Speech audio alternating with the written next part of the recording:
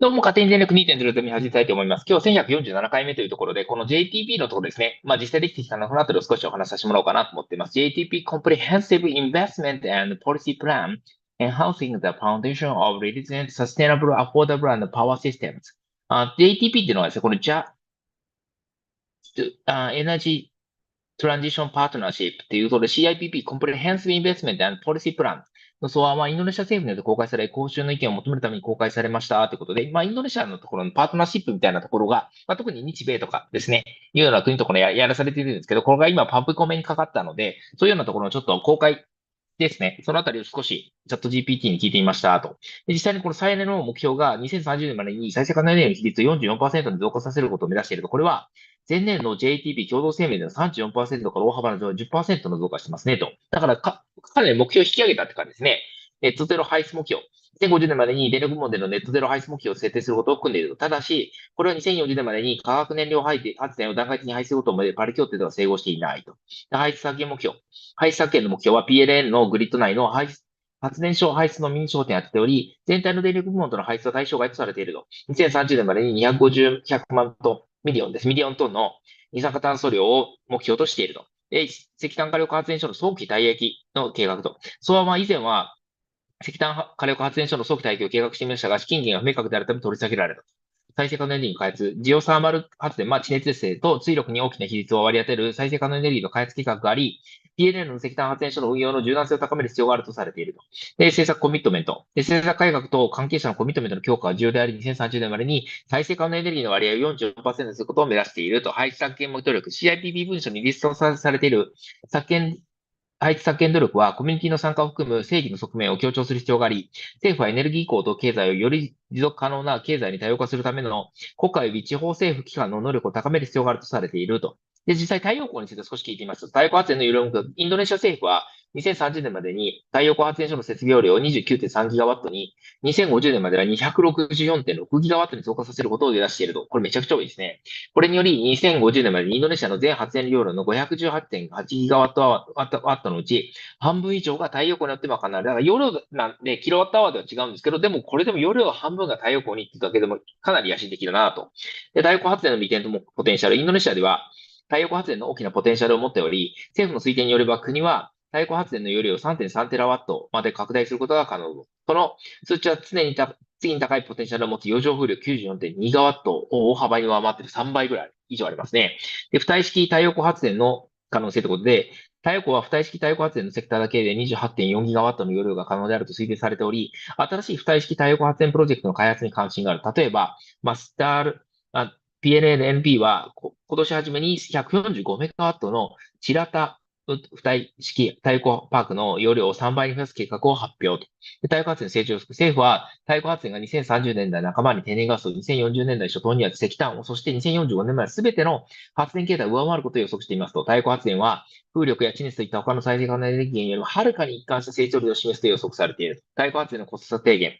政府の計画によれば、インドネシアは2040年までにほぼ全ての新しい発電容量の成長を再生可能エネルギーが占めるエネルギーミックスに移行し、太陽光発電は新しいエネルギー容量の成長の45%を占めるとされている。これらの情報はインドネシア政府が太陽光発電に対して強いコミットメントを持ち、国のエネルギー移行と温室効果ガス削減の目標を達成するための主要な手段として、太陽光発電に続けることを示しているということでした。で、サマリー見ましたけど、For Indonesia, energy transition is a key step to mitigate the impact of the climate crisis, meet the nationally determined contribution NDC targets, and realize its ambition to build a low-carbon economy. This transition activity supports Indonesia's industrialization trajectory while decoupling the long-standing historical correlation between economic growth and emissions. To do this, energy transition must decarbonize both the power sector and its independent dependent-side sectors and industries. Given the uniqueness of each country's situation, energy transition needs to be country-led and country-owned.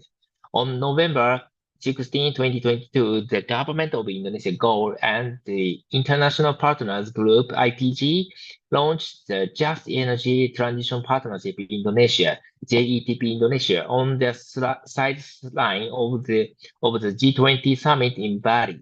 Indonesia. The IPG compromised the governments of Japan and the United States, who are the co-leader of the partnership, and Canada, Denmark, the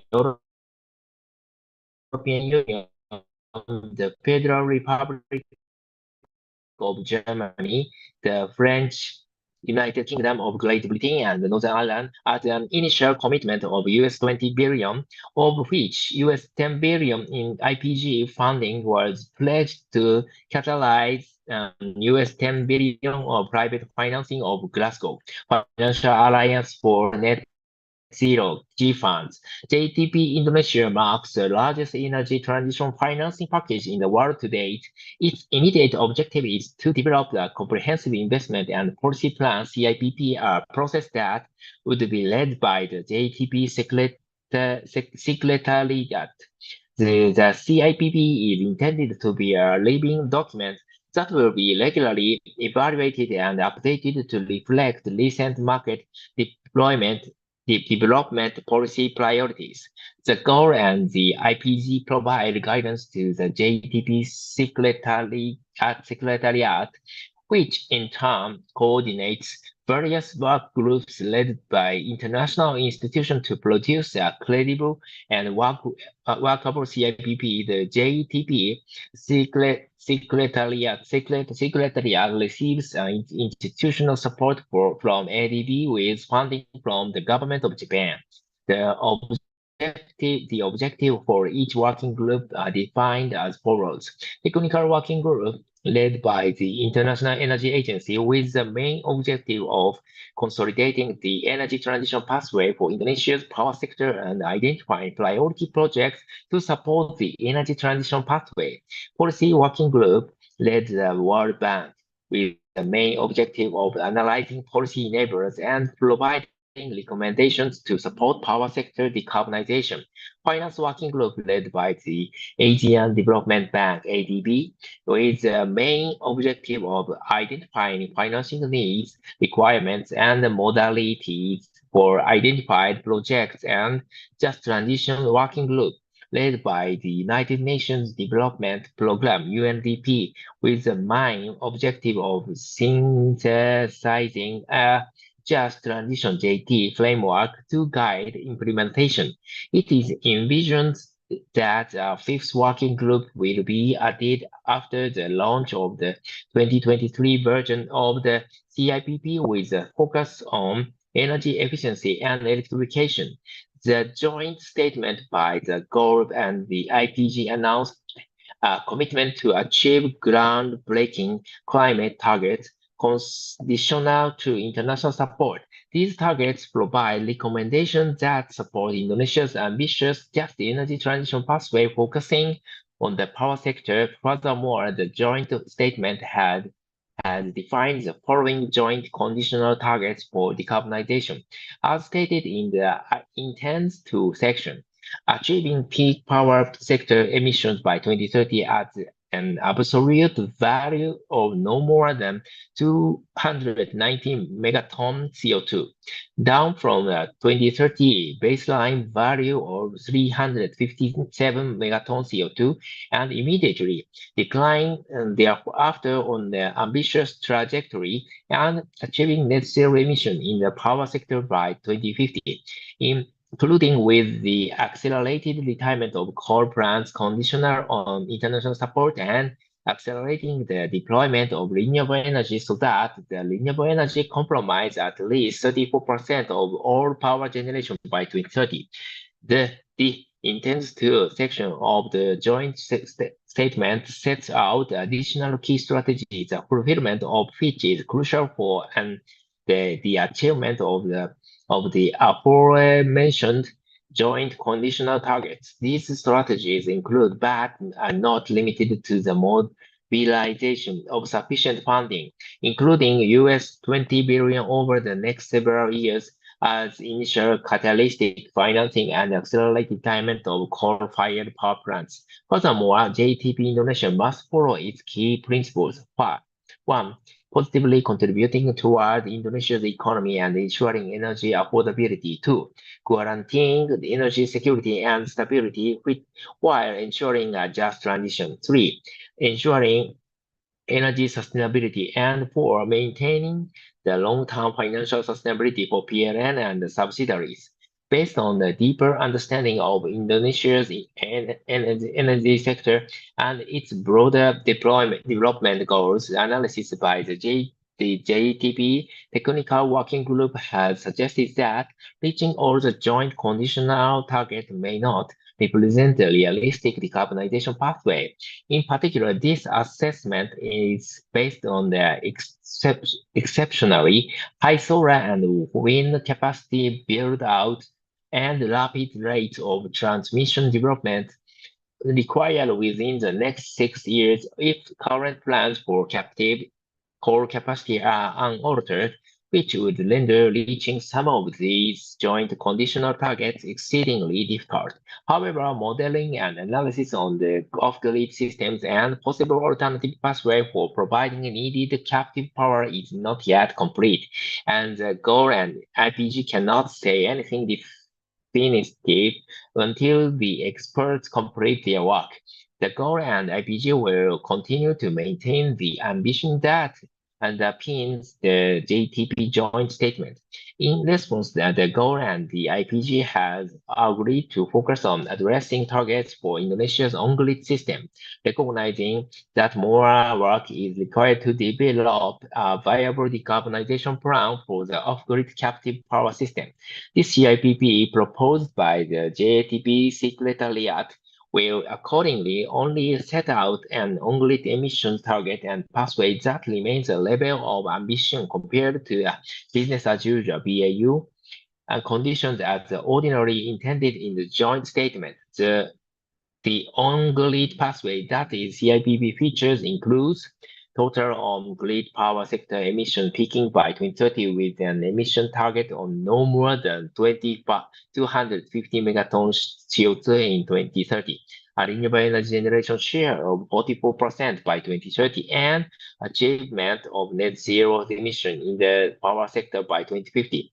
Equally important, it was also agreed that JTP Secretariat will carry out a more detailed study and roadmap on decarbonizing Indonesia's off-grid captive power system. Hence, while the off-grid captive power systems are outside of the scope of the current CIPP, the GOR and IPG share a strong commitment to identifying and implementing viable solutions going forward. Like the CIPP, this captive power roadmap will be a strategy document that the government of Indonesia will use as a basis for off-grid power sector planning and policy making as part of the JTP process to implement the JTP joint statement agreed in November 2022. It will not constitute a legally binding document. To realize the on-grid power sector through the 5 investment focus areas IFAs, an estimated investment cost of US 95.9 billion between 2023 to 2030 and US 580.3 billion between 2023 to 2050 is required. These figures exclude the full extent of the cost for just transition assessments and interventions, which are expected to cost at least 0.2 billion by 2030. In correlation to the initial funding, the 20 billion covers part of the requirements, but will require further financial resources. The 5 JTP investment focus area IFA agreed in the CIPP are 1. IFA 1, transmission lines and the grid deployment around 14,000 kilometers on circuit of transmissions costing up to US 19.7 billion by 2030. 2. Early coal-fired power plant CFPP retirement and managed phase-out coal flexibility retrofits requiring up to US 1.3 by 2030. 3. Dispatchable renewable energy acceleration 16.1 1 gigawatt built out by 2030, costing up US 49.2 by 2034. Variable renewable energy VRE acceleration 14.4 gigawatt built by 2030, costing up 25.7 by 2030, and 5 renewable energy supply chain enhancement. Based on approximately 1,000 projects collected across the 5 IFAs for goal, over 400 projects have been identified as JTP priority projects that would require investment amounting to a minimum of US 67.4 billion. The JTP priority projects are selected based on the critically to the realization of the energy pathway. Whether such project has been included in the commitment of relevant institutions and jointly agreed by the related government institutions, have a start date up to 2030 and have not reached financial close at the time of writing. Out of the priority projects, the JTP Secretariat had identified nearly 50 top priority projects based on their strategic value to the JTP power sector pathway and Indonesia's energy transition. Beyond the 5 investment focus areas, a 6th investment focus area, energy efficiency and electrification, is planned to be added in the subsequent 2024 version of the JETP-CIPP after the mobilization of the 5th working group. Energy efficiency can help better manage supply needs and to support ambitious decarbonization pathways. Nevertheless, the JTP Secretariat welcomes any interest in investment for the 6th investment focused area. To optimize the utilization of JTP financing sources, matchmaking priority projects to the funding sources available under JTP financing is crucial. The basic financing philosophy of the JTP funds is to minimize the cost of the energy transition for Indonesia. As public funding is scarce, the use of such funds must be carefully directed to catalytic projects. Below are the financing principles in determining the type of method of funding. Effective and efficient use of public funding to avoid market distortion and crowding out commercial finance should be ensured. Public funding allocation should follow the priorities of the JTP's 5 investment focus areas. Priority will be given to projects that are ready to financing during this JTP investment period window, and selection criteria under the project readiness financing principle should be aligned with the recommendations contained in the technical assessment and the just transition framework. The JTP Secretariat should choose the prioritization of capital deployment approach in project financing identification and selection. The capital deployment will be arranged and prioritized based on accessibility, cost of capital, and priority.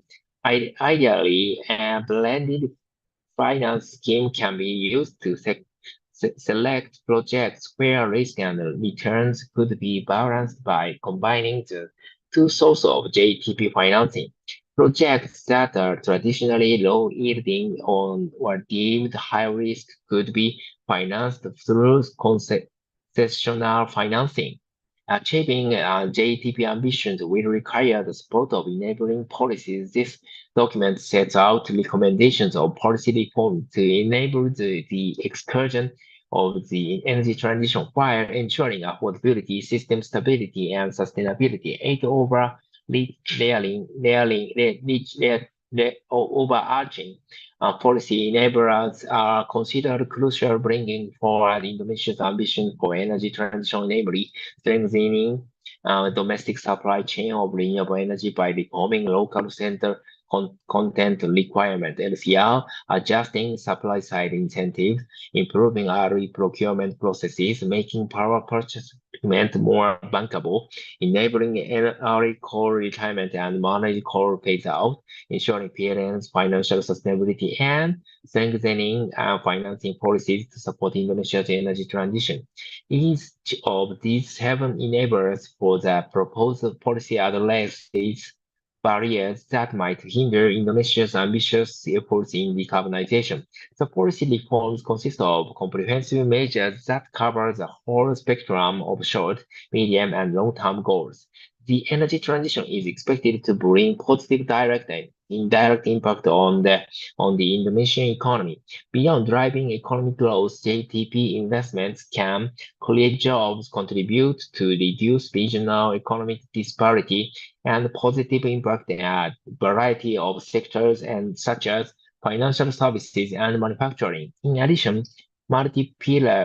pillar effects enable JTP investments to reverberate across the economy, spurring further investments that increase demand across sectors. Additional impacts can be expected for informal sector employment, though further analysis is required to understand the scale of the impact.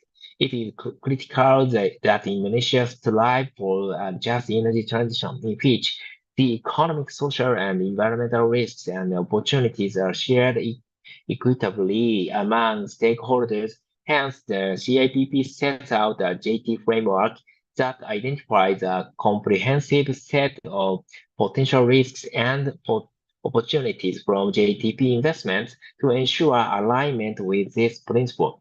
This JT framework integrates existing safeguards in Indonesia's and supplement